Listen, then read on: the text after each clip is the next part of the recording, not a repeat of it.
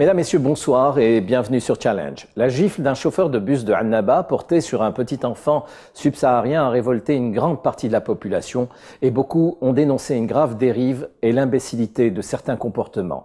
Mais derrière cet acte se cache une réalité économique, sociale et politique que certains tiennent à dévoiler. J'inviterai donc mes deux invités, Ferhat Aïtali et Reda Tir, à nous dire le ressentiment à ce sujet brûlant.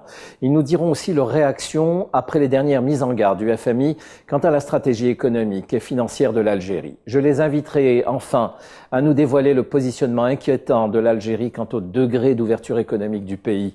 Enfin, nous nous interrogerons avec eux sur le rôle de l'université publique dans la formation de nos dirigeants économiques et d'entreprises, tandis que l'université privée tarde, elle, à voir le jour.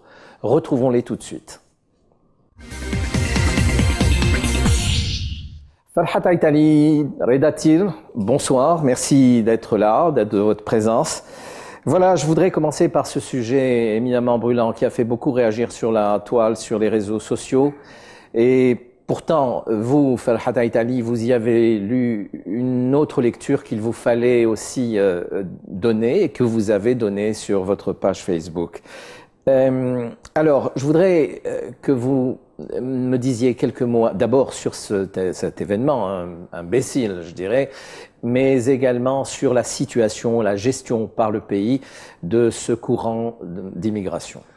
Bonjour, bonsoir. De toute façon, les réactions émotionnelles face à certains gestes ou à certains incidents qui peuvent se dérouler dans n'importe quelle société vis-à-vis de migrants ou de communautés précises entraînent un débat de fond plus apaisé juste après le passage du choc émotionnel, de la réaction émotionnelle. Il fallait de toute façon discuter de ce phénomène de migration massive de l'Afrique subsaharienne vers l'Algérie un jour ou l'autre de manière, je dirais, logique. Mais cette réaction sur les réseaux sociaux concernant la personne qui est à Annaba a commis quand même un acte vraiment imbécile, dont bien sûr les causes restent à définir maintenant, même s'il n'est pas excusable dans l'absolu.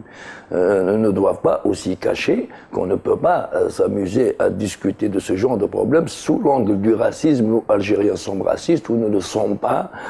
Toutes les nations du monde peuvent avoir un vernis très humanitaire et très réceptif à tout le monde en période faste et avoir un autre vernis en période pratiquement de resserrement économique ou politique. C'est ce qui s'est passé avec nos migrants à nous dans les années 70-80 en Europe. Donc on ne va pas jeter la pierre à ce monsieur directement, on le considère comme une sorte de sous-humain qui a sali l'image de l'Algérie.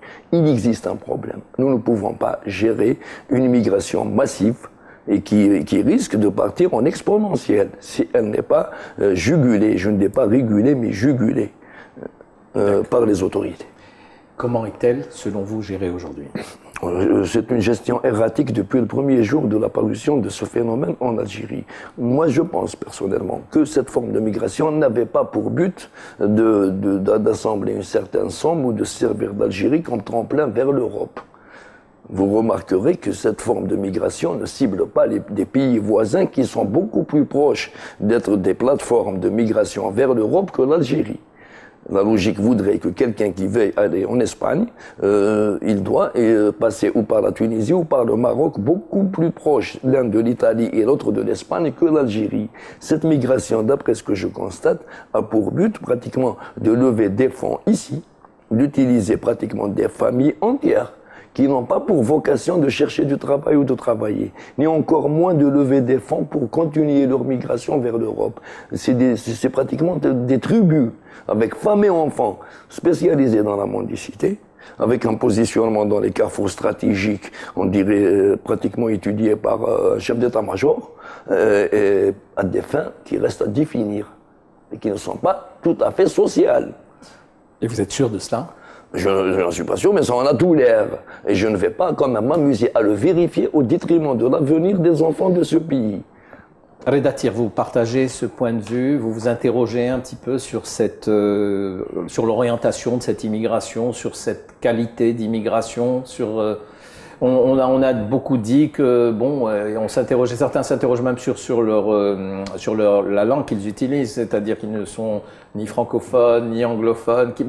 Alors, qu'est-ce que cela vous inspire ? Oui, moi je partage l'avis de Farhat, du moins partiellement, par rapport à la gestion anarchique de cette, en fait, de cette foule de migrants venus en Algérie depuis quelques années, depuis la guerre au Sahel, déclenchée en fait par les tribus au niveau de ce pays-là. C'est un pays qui est devenu déchiré. Maintenant, il y a une certaine reconstruction. Mais j'aimerais bien situer en fait la question de cette immigration dans le cadre légal. L'Algérie, donc, elle est en train d'œuvrer pour ne pas être un centre transit. En réalité, c'est ça qui dérange en fait les autorités algériennes et qui constitue en fait aussi le souhait de l'Europe. Comme l'Europe a considéré la Méditerranée comme un espace partagé de prospérité il y a une vingtaine d'années, tous les pays européens réunis cherchent à stopper cette immigration au niveau des pays comme l'Algérie, la Tunisie, de la rive sud de la Méditerranée. Mais toutes ces opérations ont un coût. Le coût, il y a un coût social, et ces gens-là, comme on est en train de débattre un peu les comportements sociaux déviants qui touchent à cette catégorie de population et qui sont qu'on ne peut pas écarter de la vie quotidienne des citoyens. Ils sont rares, oui, relativement, les cas déviants. Oui, ils sont rares. Il y a plus ou moins un Moi, je peux considérer la mendicité en famille à l'échelle industrielle, c'est un cas comme acte isolé. Mais en général, l'Algérie, je pense, a bien respecté un peu les conventions de Genève qui gèrent un peu la question des réfugiés, etc. Du point de vue économique, oui, aujourd'hui, c'est un coût pour l'Algérie ou c'est un... Ah oui, c'est un fardeau. Ou est-ce que c'est un plus aussi, puisqu'on a vu beaucoup de personnes travailler dans le bâtiment? Non, il ne faudrait pas confondre, parce qu'il y a plusieurs formes d'immigration dans la même migration. Moi, je ne parle pas de tous les subsahariens. Les subsahariens, depuis les années 60, ils viennent en Algérie sous toute forme de statut, y compris le travail au noir. Ils n'ont jamais posé problème. Et ce genre de personnes, en général, viennent, c'est les hommes qui viennent en célibataire. Ils ne ramènent pas femmes et enfants avec eux. Et ils sont installés dans tous les recoins de l'Algérie. On les a même exploités des fois de manière éhontée, parce que la réglementation en Algérie ne permet même pas de régulariser un ouvrier qui cherche du travail. Si on lui octroie un travail, il est interdit de les employer, alors que normalement, la logique aurait été de les employer légalement pour les empêcher de dévier vers des emplois plus ou moins illégaux.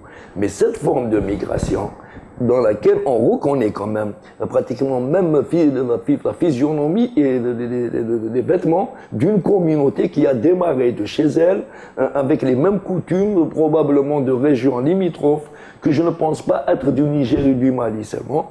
Et il doit y en avoir du Nigeria, de certaines régions où on reconnaît que même les vêtements ne sont pas ceux de nos voisins directs. Même les coutumes, la vision du monde. Vous savez, il y a des tribus spécialisées dans la mendicité dans tous les pays du monde. Je pense que l'Algérie n'a pas pris au sérieux ce problème de migration en Algérie.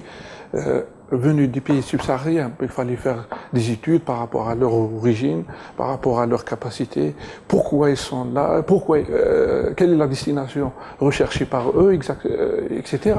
Donc on s'est contenté donc à chercher en fait comment comment les prendre en charge dans des centres spécialisés comme ça pour éviter tout type de maladies transmissibles, etc. Leur fournir de la nourriture. Mais ils refusent parce qu'ils ne peuvent pas pratiquer la mendicité. Ce qui est important dans la question, la région du Sahel a échappé totalement aux études des Algériens. Voilà. Vous partagez aussi ce qu'il disait il y a un instant et qu'il a encore écrit de manière plus précise sur son poste en disant que cette immigration avait peut-être d'autres objectifs que la mendicité que nous ne tarderons pas à voir en cas de dérapage sécuritaire. Oui, ça c'est le risque. C'est un risque imminent. En fait, cette communauté maintenant a tardé en Algérie. D'accord, mais vous pensez qu'il y a une manipulation extérieure ? Tout à fait. parce que c'est quelque chose on de peut pas prouver ça directement, mais toujours dans l'intelligence stratégique des pays, il y a ce genre de manipulation des populations, des communautés, etc. Et il faut pousser une communauté d'aller dans un pays, avoir des racines là-bas sur place, et même penser à déstructurer les relations, le tissu relationnel, socio-économique, etc. Une communauté qui vit en marge de la société. Même quand on veut l'intégrer, elle ne vient pas pour s'intégrer, bien pour désintégrer ce qui reste de tissu social. Exact. Et je vous dis, quand j'ai écrit sur le volet sécuritaire, quand je vois dans un carrefour des petits mendiants, des grands mendiants, positionnés mieux que la police quand elle fait un bon barrage ou une embuscade, disant on dirait qu'il y a une formation pour se positionner de manière à ce que personne n'échappe à la masse. Je me dis que si il devait y avoir un dérapage sécuritaire qui s'implique dedans, ils sont presque préformés pour s'impliquer de manière efficace dans un dérapage. D'accord. S'il y aurait concertation, il y aurait alors complicité des Nations Unies, puisque le HCR réagit et envoie des... Le HCR s'occupe de réfugiés. Normalement, les réfugiés, ce n'est pas dans les carrefours des grandes villes qu'on les trouve. Il existe une législation internationale pour ce qui est du secours, de la protection et de la prise en charge des réfugiés. D'ailleurs, le HCR, il fait participer l'ONU au financement de camps de réfugiés. Et il est connu que tous les camps de réfugiés, quand il s'agit de conflits, limitrophes d'une zone de conflit, ne sont jamais à plus que quelques kilomètres de la frontière du pays. Les Syriens, les Harbou, le conflit en Turquie, ils ne sont pas allés faire des camps en Arménie, occidentale ou orientale. C'est juste à côté. Dans sa tête à lui, d'ailleurs, parce qu'il a fui un conflit, logiquement. On n'a pas fui l'odeur de son pays. Il ne faut pas confondre le réfugié politique, pour des raisons politiques mais individuelles, avec les migrations massives qui sont des réfugiés sécuritaires. Nos gouvernants, nos autorités seraient au courant, prennent en considération cette hypothèse. Et donc je suppose qu'ils réagissent. Certainement, la logique aurait voulu qu'ils réagissent en obligeant justement les puissances qui est plus ou moins mandatées en ce moment pour gérer les deux pays limitrophes. Je crois par exemple à un pays européen, pour ne pas le citer, la France, qui a ses troupes au Niger ou au Mali. Donc s'il y a des troupes là-bas, ces troupes-là ne sont pas étrangères à la stabilisation ou à la déstabilisation.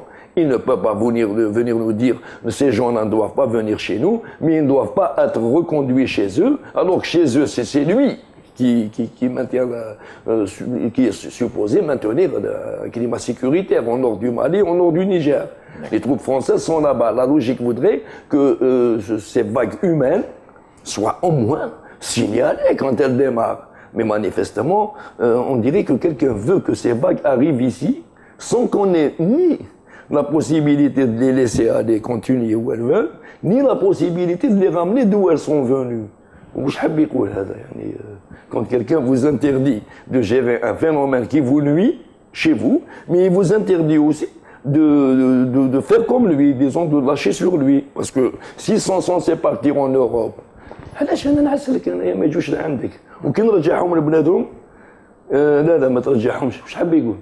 et en plus, il vient d'un pays que vous contrôlez vous-même. Voilà. Et c'est ça le drame.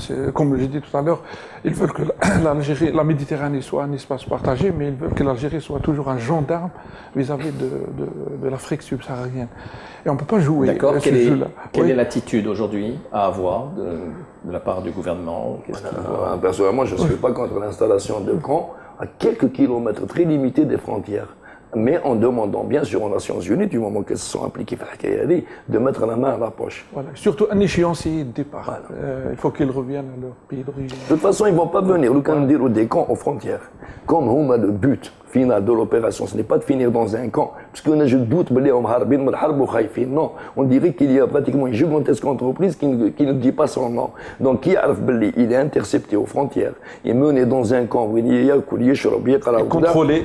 Voilà. Mais lui, ça ne l'intéresse pas. La mission n'est pas d'aller dans un camp, c'est de faire autre chose. Donc, ça va tarir peut-être le flux.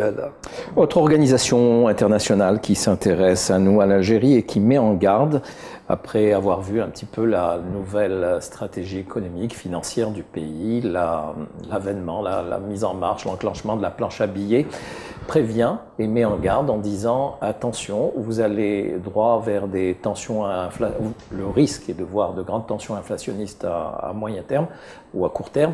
Et voilà, alors est-ce que là, ils nous préviennent d'un chaos ou de moments difficiles? Est-ce qu'ils ont raison? Oui, si vous faites allusion donc au dernier rapport du FMI sur un peu les perspectives économiques de la région, et notamment de l'Algérie, c'est vrai. Maintenant, la planche à billets a atteint toutes ses limites en Algérie.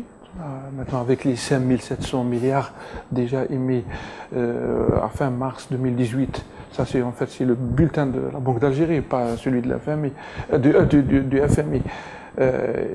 Maintenant, la dette publique a atteint plus de 23% du PIB, ce qui est dangereux pour un pays comme l'Algérie, qui ne produit rien, où la production elle est totalement faible, point de vue investissement.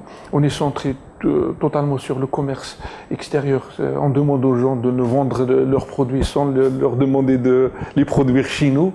Et il y a aussi une forte dépendance du prix du baril. Actuellement, le prix du baril est volatile. La production a tendance donc à diminuer. Et aussi, on ne peut pas atteindre les niveaux qu'on avait en 2008, par exemple, $143, pour assurer un équilibre budgétaire satisfaisant aux dépenses, pour couvrir en fait les dépenses publiques. L'Algérie restait totalement axée sur la dépense publique d'un côté, et surtout, elle ne cherche pas à diversifier son économie, axée tout sur l'investissement privé, un secteur privé fort, digne de ce nom, qui produit, qui innove, etc. Donc maintenant, on est vraiment à la croisée des chemins.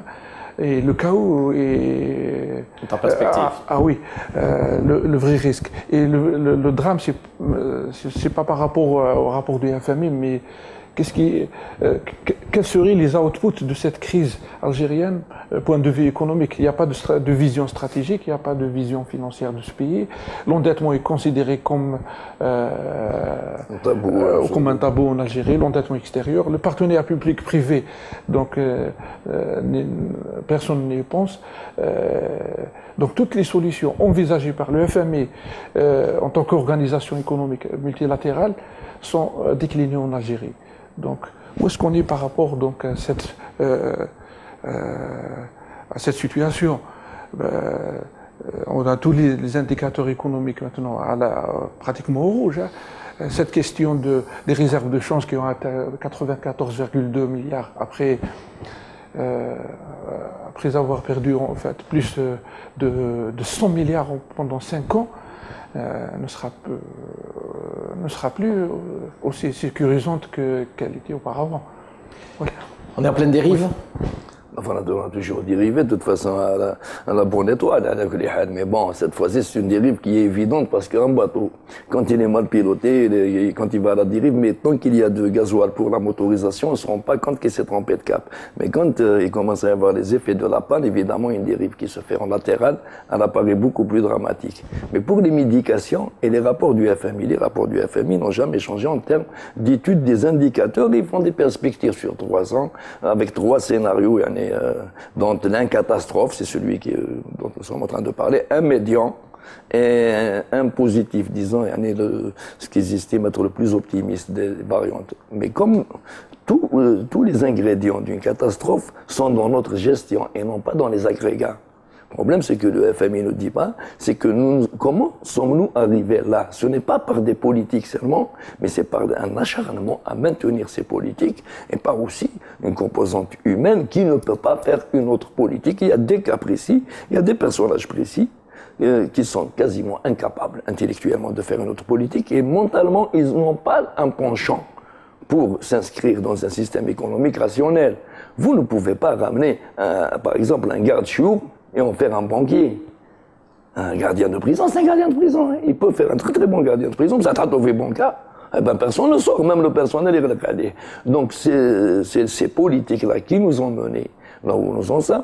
Maintenant, quelqu'un vient de découvrir la planche à billets. Manifestement, pour lui, c'est pas de l'endettement. c'est une découverte de petits personnages malins. Maintenant, je ne vais plus tomber en panne. On dit l'imprimante. Parce que pour arriver à 5700 milliards, curieusement, il parlait de 570 milliards, le ministre des Finances. Donc, à cette époque-là, on disait non. Pour 2017, vous êtes parti pour au moins 2500 milliards. Kizbouna. Lyoum à 5700, quelqu'un a rajouté un zéro. Mais si on va comme ça jusqu'à la fin de l'année, on risque de passer, parce qu'il faudra quand même au moins émettre 1800 d'ici la fin de l'année. Et ces 1800 là, ça va nous faire passer à 7000. Donc en 2019, si nous imprimons, nous émettons en monnaie de singe l'équivalent du PIB de cette année, de 2020. Un PIB qui est pratiquement compensé par une masse monétaire dont 50% sera de la monnaie de singe, mais par rapport au PIB, c'est 100%, qui fait un déroul. Parce qu'il y a un endettement, une dette publique, d'accord, mais une dette publique envers qui? C'est une blague, une dette publique en Europe. Il est strictement interdit. Il y a d'ailleurs même plus de banque centrale étatique. La Banque de France ne prête pas au gouvernement français. Il faut aller sur les places financières, emprunter chez les banques, comme n'importe quel parti. Mais il y a quelqu'un qui va chez la banque, avec une dette publique. Dans leur tête, ce n'est pas une dette publique. Parce que dans sa tête à lui, c'est un administratif, il n'a pas une formation d'économiste ou même de mathématicien. Dans sa tête à lui, la Banque d'Algérie, Trésor, c'est moi. La décision politique, c'est moi. Donc voilà, il a la dette. Il est capable de penser, il a téléphone, il la Banque d'Algérie, avec message. D'accord. Donc ça, c'est pour dangereux. vous, le changement, l'arrêt des dégâts ne peut passer que par le changement de la composante humaine. Particulièrement au niveau gouvernemental, c'est des méthodologies dans d'autres considérations systémiques. Mais un gouvernement, c'est une équipe, c'est comme une équipe de football. Donc, on a donc la FIFA ou la vestiaire ou la qu'est-ce qui se passe. Est-ce que le gouvernement peut changer sans un changement systémique? Évidemment, on en a changé 3 ou 4 avec plus ou moins de chance ou de malchance en l'espace de 4 ans. Et donc, il y en a eu qui ont été meilleurs que d'autres? Il y en a qui ont été pires que d'autres. Voilà. Et présentement, on est devant un cas de figure, le pire du pire. Donc, il y a moyen de changer. Ne serait-ce que pour passer la mauvaise passe. C'est pas un ami à vous, Ahmed Ouihaya. Vous n'êtes un ami ni un ennemi, mais moi je constate sur le terrain, entre quelqu'un qui accepte d'écouter et qui ne va pas loin dans les errements, et quelqu'un qui considère ces errements comme étant un droit régalien acquis de par le poste, personne n'a osé émettre presque 6 000 milliards de dinars en présentant ça comme étant un droit acquis de par la position politique. Oui. Donc je complète ce que Farhat a dit. Cette quantité-là, qu'on appelait chez les anglo-saxons le easing quantitative easing, en fait c'est l'assouplissement quantitatif. Maintenant j'appelle ça un durcissement quantitatif. On a forcé le budget de l'État. D'un côté, on a surtout plombé donc le bilan de la Banque d'Algérie dans sa partie actif, avec un certain nombre d'actifs qui sont, à mon avis, toxiques, d'où la dégradation de la qualité du dinar. Le dinar va subir plus donc de tensions dans les mois qui suivront. Ça, d'une part. D'autre part, la stratégie, l'Algérie n'a jamais eu, à mon avis, une stratégie économique claire. Une stratégie basée sur le renforcement des investissements et surtout une ouverture économique, pas une vraie fausse ouverture économique comme on l'a actuellement. Et surtout sortir plutôt de cette zone qu'on appelait la transition vers l'économie de marché. Ou on est dans l'économie de marché, économie libre, ou on est dans une économie centralement planifiée. Mais il n'y a pas une période de transition de ce genre. Pourquoi on en est là? Pourquoi on ne... Il y a un problème de compétence, de professionnalisation des instances, des administrations par exemple, qui élaborent la stratégie. Vous prenez n'importe quel département ministériel, il n'y a pas une logique de coordination, ni une logique d'innovation en matière de texte, par exemple, de stratégie, de mécanisme. On est resté tout le temps bloqué dans des mécanismes. Il y a un mécanisme aussi de sanction. Quand on ne réussit pas, partout dans le monde, on échoue et on démissionne. Qui a dit qu'ils ont échoué? Ça dépend maintenant du cahier de charge initial. Voilà. Si la partie qui les a nommés pour d'autres impératifs que ce qu'on pense être nos objectifs communs nationaux. Forcément, réussir l'échec est une forme de réussite. Puis il y a un autre problème, c'est que quand les échecs se multiplient, on ne sait plus qui a échoué finalement. D'ailleurs, l'administration algérienne, il n'y a pas qu'en Algérie, d'ailleurs, dans tous les pays du tiers-monde, les dirigeants d'un secteur donné, malgré les efforts. Et quand il dit malgré, il ne veut pas reconnaître que c'est à cause de ces efforts qu'on en est là. Disons que tous les actes qu'il commet, qui mènent tout droit vers l'échec, il est capable d'essayer de convaincre les gens que tous ces actes-là, ils ont été débordés par un phénomène magique qui n'était même pas prévu dans l'esprit des gens. Alors qu'on leur dit, messieurs, ce cheminement mène à ce résultat. Vous ne pouvez pas aller très gros. Donc, mais le jour où non. Mais qui est malgré tout, malgré quoi une administration qui raisonne de manière discrétionnaire des textes, la fameuse LFC al-Khrahadi, où ils se sont arrogés la possibilité d'émettre des taux de taxation au droit de sauvegarde provisoire par voie discrétionnaire. Préalable. Donc, il y a des 30, des 60, des 70. À partir du moment où les impératifs d'une structure de gestion ou de gouvernance ne sont pas exactement les mêmes impératifs que ceux de la sauvegarde de l'économie du pays, toutes les catastrophes sont admises. Et donc le FMI a raison? Le FMI a raison dans l'absolu, mais il aurait pu avoir un peu plus raison si en 2008, 2010 jusqu'à 2013, il ne distribuait pas des satisfecits. Par contre, il y a une chose qui est pire quand il parle de dévaluation massive pour compenser l'écart, le gap entre le cours officiel et le cours des devises parallèles. Même si nous devions dévaluer le dinar au niveau des banques à 200, il n'y aura pas de compensation. Ce marché de la devise ne s'est pas créé par le fait d'un différentiel de coût que le dinar officiel doit rattraper par tous les moyens, il s'est créé par le fait d'un besoin d'accès à la devise qu'on ne peut assouvir que par le passage par l'informel. Le dinar Hadelioum, il est à 135 dinars l'euro, la banque, il y a 10 ans de ça, il était à 125 pesquar.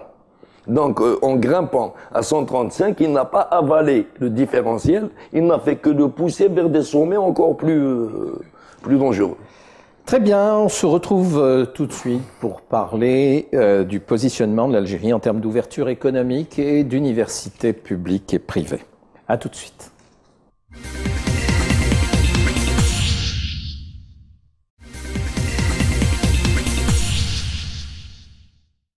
Retour sur le plateau avec nos deux invités, Farhat Aitali et Reda Tir.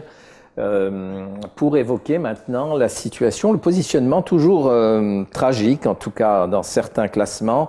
Et là, il s'agit d'un institut de recherche, un think tank londonien très écouté, qui classe l'Algérie en 116e position en termes d'ouverture économique et en 141e en termes de liberté individuelle. Alors, qu'est-ce que cela vous inspire, monsieur Tir? Généralement, les indices qui mesurent la prospérité sont connus. Il y a l'indice Gallup qui mesure un peu le bien-être social des citoyens pratiquement sur toute la planète. Et il y a un indice plus spécialisé, c'est l'indice Ligatum Prospérité Index. Et l'Algérie, malheureusement, classée 116e. C'est ce think tank dont il s'agit. Hein. Voilà. C'est un indice composite. Il est composé donc de 9 dimensions qui représentent un peu les différentes facettes du bien-être social. Hein. Il y a pratiquement la qualité économique, il y a le climat des affaires, la gouvernance, les libertés individuelles, le capital social, la sécurité, l'éducation, la santé et surtout l'environnement naturel. L'Algérie, malheureusement, classée 116e sur 149 pays étudiés. Et c'est un indice plus ou moins objectif parce qu'il tient compte en fait des statistiques fournies par les États eux-mêmes et puis des statistiques collectées à travers des sondages dans les différents pays. Par exemple, il y a quelques pays africains, l'île Maurice par exemple, l'Afrique du Sud sont bien classés, le Botswana sont beaucoup mieux que l'Algérie, dans les positions 34, 52, 63, etc. L'Algérie pratiquement arrive dans les dernières positions, que ce soit pour la région MENA, Middle East et Afrique du Nord, ou à l'échelle africaine. juste un aperçu donc des pays qui sont forts par rapport aux dimensions. Il y a par exemple par rapport à la dimension, à la qualité économique, il y a la Suède. Par rapport au climat des affaires, ce sont les États-Unis qui sont classés premiers. En matière de gouvernance, il y a la Finlande. Vous trouvez que c'est justifié? Ce sont les Oui, États-Unis. par exemple la Finlande en matière de gouvernance. Moi, j'ai gardé un souvenir de ce pays. Il y a 20 ans, ils ont non seulement choisi un bon gouvernement, mais ils ont contractualisé la relation entre le ministre et le gouvernement. Donc c'est un contrat de performance basé sur des objectifs, etc. Ça c'est la Finlande. En termes donc de liberté individuelle, c'est la Nouvelle-Zélande. En termes de capital social, c'est l'Australie. J'ai vraiment justifié. Hein. Et en termes d'éducation, la Suisse. En termes dans le domaine de la santé, on a le Luxembourg. Et enfin, dans l'environnement naturel, la protection, c'est la Norvège. D'accord, mais est-ce que vous la avez Norvège arrive en premier par rapport mais est-ce qu'on a des exemples de pays qui seraient émergents, à titre comparatif, comme ça, dont on voit bien l'évolution salutaire? Oui, j'ai dit l'île Maurice en Afrique, j'ai dit l'Afrique du Sud aussi en Afrique. On a le Chili, par exemple, toute l'Amérique latine, 33, le Chili, il y a la Pologne oui, ce sont des pays qui évoluent régulièrement. Donc il y a toujours un progrès en matière de prospérité, il y a une forte lutte contre la pauvreté, il y a aussi une tendance vers le développement, ce qu'on appelle le développement inclusif, et surtout l'ouverture économique, c'est ce qui est important pour nous. L'Algérie, comme j'ai dit tout à l'heure, elle vit une vraie fausse ouverture économique. On a libéré le Pourquoi commerce. Une vraie force, voilà. On a libéré le commerce extérieur dans le début des années 70. D'ailleurs, à travers une clause de loi de finances complémentaire. On ne décrète jamais une société, on ne gère jamais une société par décret, comme disait Michel Crozier.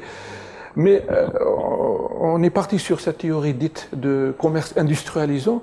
On a voulu ouvrir tout le champ pour les compagnies étrangères, mais en contrepartie, on ne leur a pas demandé donc d'investir dans le pays. Donc, on voit ça manifestement dans l'accord d'association qui est chaotique pour l'Algérie. Les négociations avec l'OMC, la même chose, en longueur, sont totalement défaillantes. Et non seulement ça, l'Algérie a tout donné, comme par exemple la clause de la nation la plus favorisée dans les différents agreements qu'on a, ou les différents traités qu'on a avec les différents pays, traités que ce soit de non-double imposition, les traités bilatéraux d'investissement. Encore grave, l'Algérie a continué à signer, à chaque fois signe des documents. Maintenant, on a plus d'une cinquantaine de traités bilatéraux, multilatéraux, qui engagent que l'Algérie qui plombe l'Algérie dans son bilan d'engagement international. C'est toujours que l'incompétence ou c'est autre chose? Il y a la myopie de l'administration. La myopie, c'est une absence totale pratiquement. Bon, ça c'est lié à la compétence. Oui. Mais il n'y a pas autre chose. Et surtout, l'administration, elle est instrumentalisée par le pouvoir politique. Ça, c'est dramatique en Algérie. On ne laisse pas l'administration travailler, bien sûr en utilisant la compétence, la professionnalisation, et surtout, comme on l'a dit... Oui, mais quand c'est dans l'intérêt de pays qui nous font face dans ces contrats, oui. Est-ce qu'on peut s'interroger aussi sur d'autres choses? Il y a des finalités politiques. Des fois, on a fait un accord d'association avec l'Union européenne. On a fait des concessions économiques majeures et désastreuses, de toute façon, vu leur cheminement. Et à la fin du parcours, moyennant ce besoin à l'époque politique pour toutes les catégories de la gouvernance algérienne de rentrer dans les bonnes grâces du reste du monde après une guerre féroce en Aïa, un conflit dans lequel on était pratiquement des pestiférés. Certains ont tout fait de toute façon pour le faire passer pour des pestiférés. Il fallait retrouver sa place. Donc certains ont cru, d'une manière ou d'une autre, que c'était un bon sacrifice qu'on pourrait plus tard gérer. Mais d'autres aussi ont cru que c'était un bon cadeau pour se ménager une carrière politique avec l'assentiment du reste du monde. Disant que chacun est dans le plan initial. Il y avait des combines et dans la combine, il y a d'autres combines. C'est comme les bombes à fragmentation. Au bout du rouleau, on trouve même le petit fonctionnaire qui va pour négocier, se trouver son petit intérêt dans certaines clauses qu'il viendrait même discuter avec d'autres parties économiques à l'intérieur. Il y a une administration qui prétend, parce que nous ne sommes pas dans une économie centralisée, dirigiste dans les faits, L'État n'approvisionne pas la société, ne prend pas en charge l'intégralité du circuit économique comme dans les années 70. Mais nous ne sommes pas dans une économie de marché. Si une administration décide de qui doit acheter quoi et où, comment et même quel est son nom, et sur des critères discrétionnaires qu'elle s'est choisie elle-même, on ne peut pas appeler ça une économie de marché. J'ai du jamais vu ailleurs. À la limite, elle pourrait revenir à l'ancien système, les monopoles d'État sur le commerce extérieur, où ils ont les années 80, où ils achetaient babord fromage. Comme ça, le fromage qui pourrissait avant même que la distribution ne commence. Mais aujourd'hui, que fait l'administration? Elle est en train de décider qui doit investir dans quel produit, qui doit importer quel produit, en quelle quantité, des contingents. Et vous savez, quand ce genre d'institut-là, pour eux, c'est une hérésie. Tout autant que pour nous, mais pour l'administration algérienne, c'est dans l'ordre des choses. Non, on va sur les intérêts du pays. Si nous sommes classés à la 116e, c'est que je pense qu'il y a un élément qui a dû leur échapper. Moi, personnellement, je n'ai pas vu pire. Bien sûr, j'enchaîne sur cette question d'ouverture. Au niveau africain, par exemple, il y a 8 communautés régionales économiques. L'Algérie fait partie donc du Maghreb arabe comme bloc régional.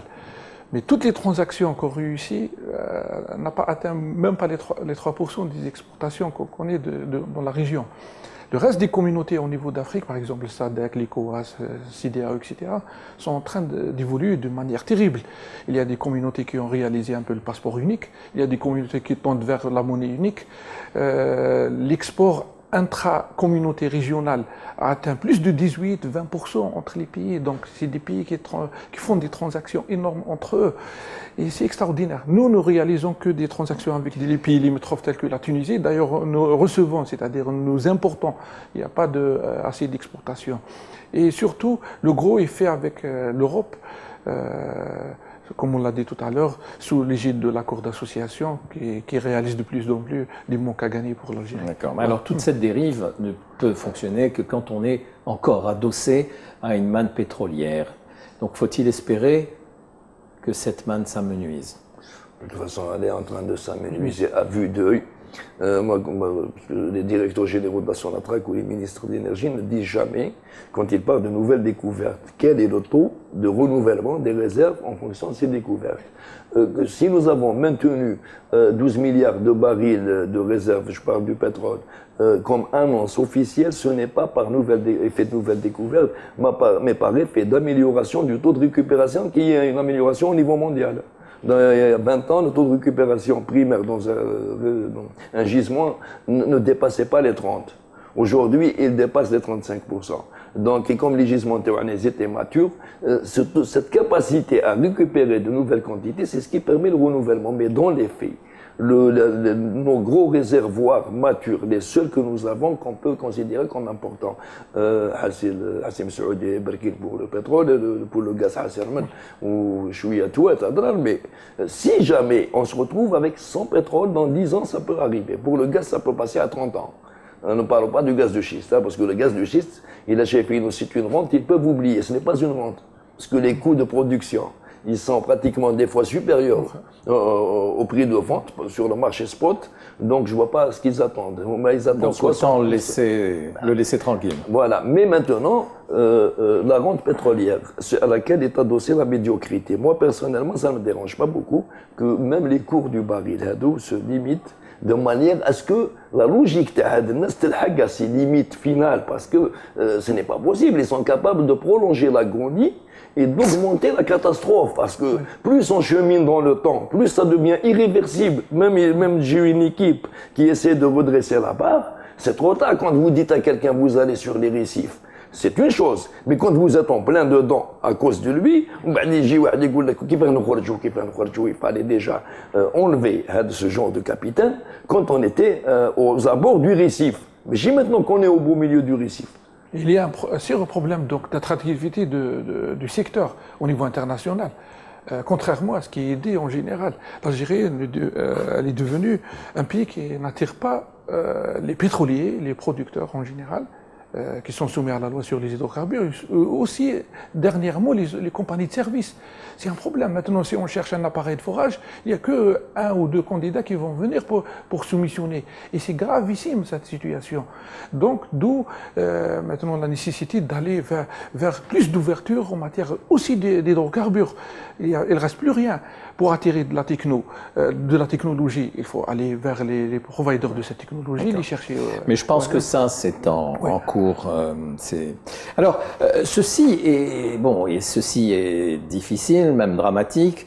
Et ce qui est plus dramatique, c'est aussi quand, au niveau du système éducatif, et les choses déclinent là aussi, vous avez cette sensation aussi que sur le terrain de l'éducation, et ce qui va nous amener à parler d'université dans un instant, je ne pense pas que ça puisse être analysé de manière simpliste. Hein.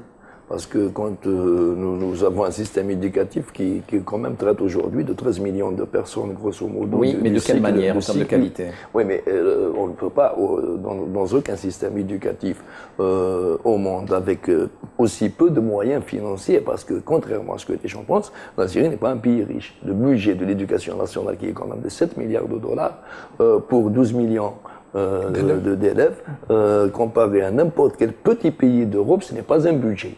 Mais maintenant, il n'est pas question de budget. Ces gens-là, on les destine à quoi? Ces gosses, nos enfants, on les destine à quoi? Est-ce qu'on les destine à un système productiviste? Ce n'est pas le cas. Donc, est-ce que nous avons les moyens aussi de les destiner à un système productiviste? Aujourd'hui, la nuée d'ingénieurs que nous formons, nous en formons des milliers, mais on va les employer où? Donc, on a mentalement l'immigration. D'accord. Donc là, quelle serait la bonne orientation au niveau universitaire? Non, de toute façon, toute orientation qui mène vers un poste rétribué sur budget public, sur fonds publics, c'est une catastrophe, c'est une calamité. Donc, il faudrait plus ou moins avoir un maximum de formation qui ne soit pas forcément universitaire, mais le moyen à telle université qui soit orientée vers les métiers de management, de marketing, mais aussi des métiers techniques qui permettent de faire de l'innovation et de faire opérer des process industriels ou agricoles. Mais même si nous ne pouvons pas leur offrir l'emploi désiré, qu'est-ce qu'on indexe ce genre de compétences? Les autres pays se les arrachent. Et l'immigration n'est pas un tabou. L'immigration, c'est un atout. Votre avis là-dessus, précisément? Par rapport au système éducatif, maintenant il y a une tendance mondiale vers le classement de système éducatif en système intelligent et système autre que système intelligent, on va dire. Le système intelligent, pour résumer, c'est un système qui se base sur un peu la connaissance, sur les métiers de base et puis les sciences fondamentales, telles que les mathématiques, la physique, etc. Tout le monde, maintenant, à partir de donc, les 3 cycles le vrai problème en Algérie, il y a un problème déjà de forme. Tout le système est fragmenté. C'est-à-dire, on a un ministre pour l'éducation nationale, un ministre pour la formation professionnelle et un ministre pour l'enseignement supérieur. Dans la majorité des pays, c'est un seul secteur. C'est-à-dire pour assurer une certaine synergie entre les différents cycles, en termes d'input et en termes d'output aussi, en termes de résultats, donc de productivité de l'élève ou de l'étudiant, etc. Un système intelligent qui utilise plus actuellement en vogue, c'est l'intelligence artificielle. Un dernier rapport publié en France, d'ailleurs par un médaillé Field, Cédric Villani, et qui encourage la France à aller adopter l'intelligence artificielle comme élément de base par rapport à toutes les politiques de santé, d'éducation nationale, de défense, de sécurité. C'est important. Avoir une valeur comme la recherche fondamentale autour de l'intelligence artificielle pour assurer cette passerelle entre l'enseignement supérieur et l'industrie, d'une part, et surtout avoir une recherche agile et diffusante. Ça, c'est important pour l'Algérie aussi. Maintenant, on vit vraiment un gap entre les deux secteurs, secteur de l'enseignement supérieur, secteur de l'industrie. Et personne ne fait appel à l'autre. Et c'est dramatique. On est pratiquement parmi les derniers pays à faire appel aux chercheurs, par exemple, pour des questions d'intelligence stratégique d'un pays. L'université privée, dont on a beaucoup parlé, qui tarde à venir, est-ce qu'elle pourrait apporter quelque chose, ou vous doutez aussi là-dessus? Tout débat autour du sujet pareil me paraît un peu vraiment hâtif et surtout à l'état embryonnaire. Pourquoi? On ne peut pas créer des universités privées à l'image de ce que pensent actuellement les responsables.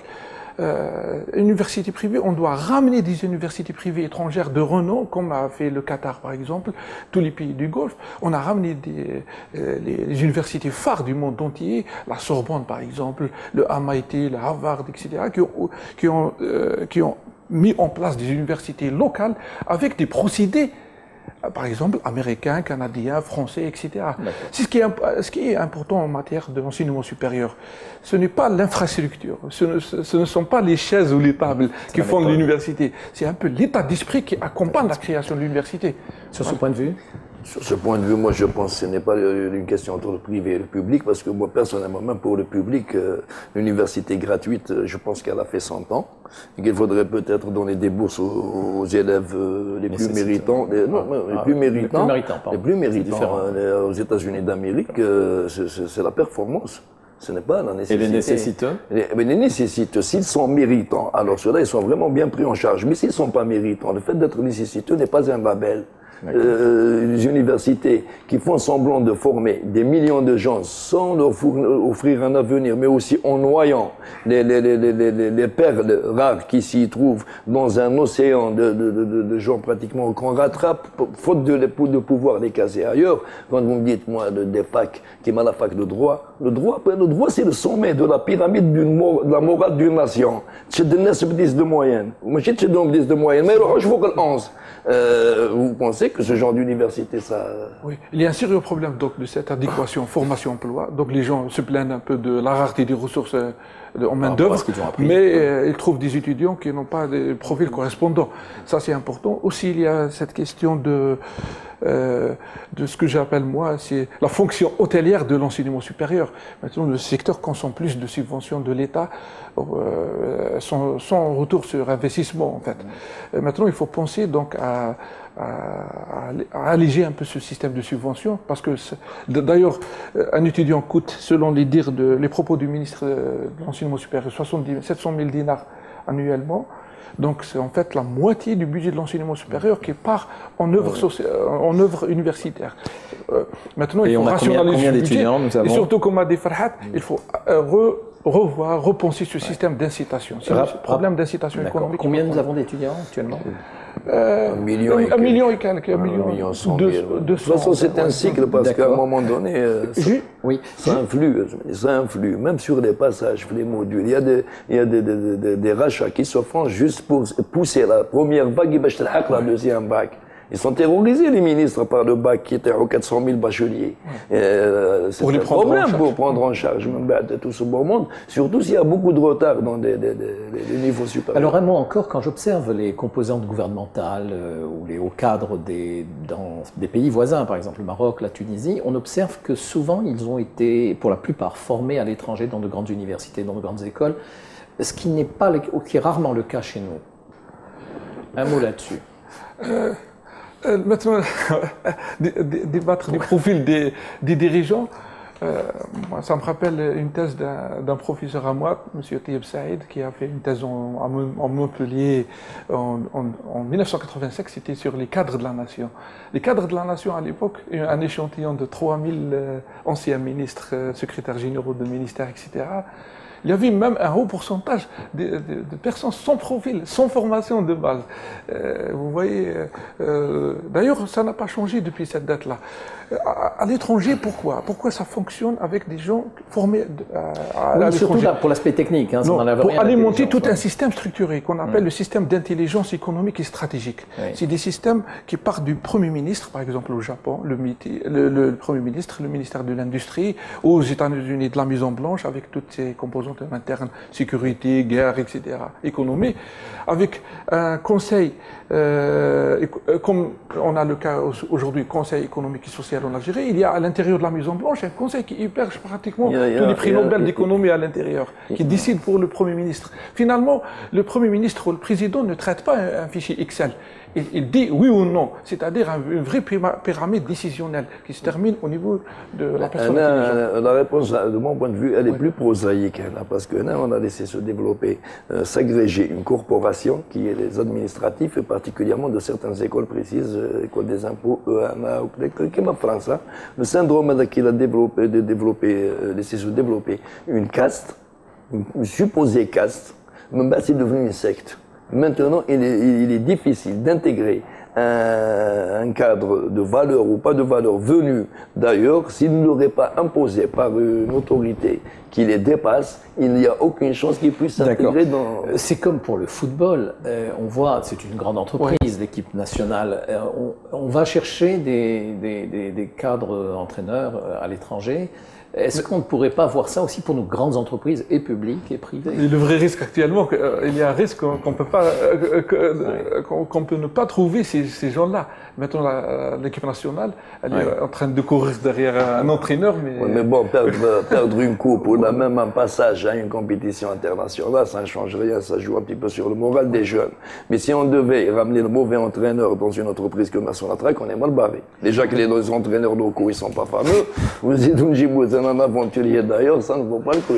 Messieurs, je vous remercie. Reda Tir, professeur d'économie à l'université, et Monsieur Farhat Aïtali, analyste financier et chef d'entreprise. Mesdames et messieurs, je vous remercie de votre attention et je vous dis à vendredi prochain.